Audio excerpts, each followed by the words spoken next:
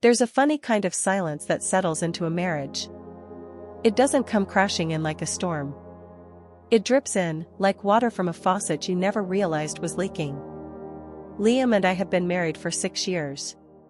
He's the kind of man people smile at in grocery stores. He makes dads laugh with dry sarcasm and gets along with children like he's secretly Peter Pan in disguise. The kind of man who says I've got it when the check comes, even if he doesn't. Who remembers anniversaries, holds doors open, and always kisses you goodbye, even when he's late. But for the past year, I've started to feel like I live beside a version of Liam, rather than with him.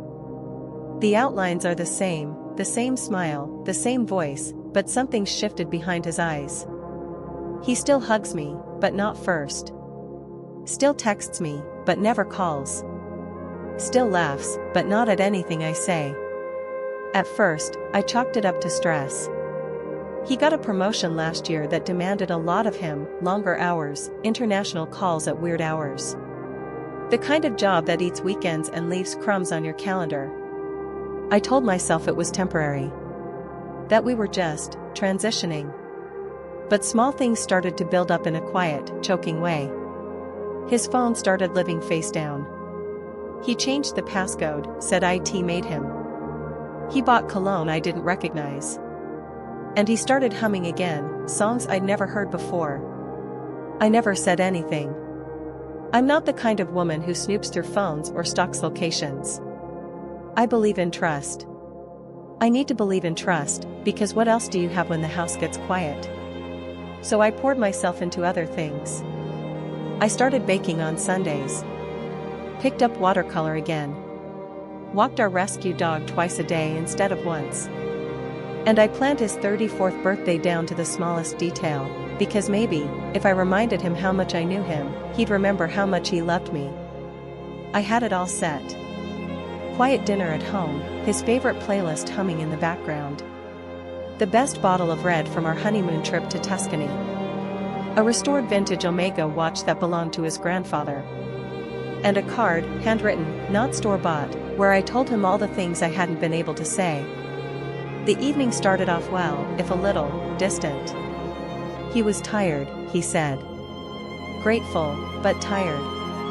He smiled, hugged me, complimented the food. But he didn't open the box. Instead, he said, "Actually, I have something for you." He reached into his jacket pocket and pulled out a small silver USB drive. "I wanted to do something different this year," he said. "You'll understand." And then he just stood there. No explanation. No setup. No visible emotion on his face, like he wasn't sure how he felt about it either. I took the drive without a word. And the silence between us suddenly felt louder than it ever had.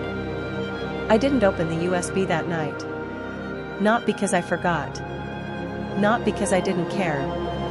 But because there's something strangely heavy about a surprise that isn't wrapped. No bow. No box. No card. Just metal and silence and a feeling I couldn't name. Liam didn't seem to notice my hesitation. He kissed me on the temple and said he was tired, again, and went upstairs before I'd even finished loading the dishwasher. I heard the creak of the stairs. The bathroom door closing. The muffled sound of water running, toothbrush against porcelain. The quiet rhythms of routine. And I stood in the kitchen holding that silver sliver of plastic like it was a detonator. I wish I could tell you I was dramatic, that I made tea, lit a candle, sat in the dark like a character in a film. But the truth is, I just went to bed. I tucked the USB into my nightstand drawer and stared at the ceiling for 3 hours. Over the next few days, the thing lingered. I'd find myself looking at it without touching it. Like it might activate on its own if I just blinked too slowly. Liam didn't bring it up again. Didn't ask if I'd watched whatever was on it. Didn't seem to care. Instead, he got busier. One night he was home late from meetings, and I noticed his shirt was inside out when he walked into the bedroom. He said he spilled soup at lunch and had to borrow one from a coworker, a joke gift, he said, when I asked about the women's deodorant smell on the collar. I wanted to ask more. But I didn't. Because at some point in a relationship, you stop asking when you stop believing the answers will help. It was 2 weeks before I opened it. He was on a business trip, the kind where he barely texts and always forgets to video call. I was home alone, folding towels and watching our dog chase nothing around the living room, when the drawer caught my eye. It felt like a moment suspended in time, like the universe took a breath and asked, "You ready?" So I plugged it into my laptop. It beeped once. And a folder popped up. Just one. No password. No label. Inside it? Only one file. A video. Titled, simply, "For Her Eyes Only." I hesitated before clicking play. Not because I was afraid of what I might see, though maybe I should have been, but because I felt like I was about to cross some threshold. Like whatever existed before this moment would not follow me into the space after. The video wasn't long, 8 minutes and 46 seconds. That's all it said. I stared at that number for so long I memorized it. 8:46, not a second more. Not a second less. The time it takes to boil water. Or ruin a life. The screen faded in slowly, no sound, just flickering light. At first, it was unclear what I was looking at. Shadows, maybe. A hotel room lamp in the corner. Cream curtains drawn shut against some muted daylight. The kind of setting that looks both anonymous and familiar. Like every room and none. And then, a voice. Liam's. Clear, confident, and eerily casual. Okay, I think it's recording.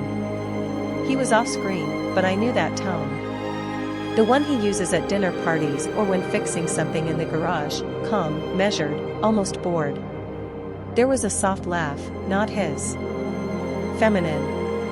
Familiar, though I couldn't yet place it. Like someone I'd once stood next to in line or passed in the hallway. It made my stomach tighten. "You didn't tell her, right?" "Of course not," Liam said. "That's the whole point." The screen shifted slightly. Movement. The edge of someone's shoulder, blurred and framed in lamplight. A woman, partially out of view. Her hair was up. A gold chain against bare skin. They weren't doing anything graphic. Nothing explicit. But the intimacy hung thick in the air. The knowingness between them, the easy rhythm of people who had done this more than once. There was nothing spontaneous about it. Just as I was about to stop the video, to end this quiet violence on my screen, the woman turned her head slightly toward the camera. And I froze. Because I knew her. Not in that casual acquaintance kind of way. Not a coworker. Not an old friend.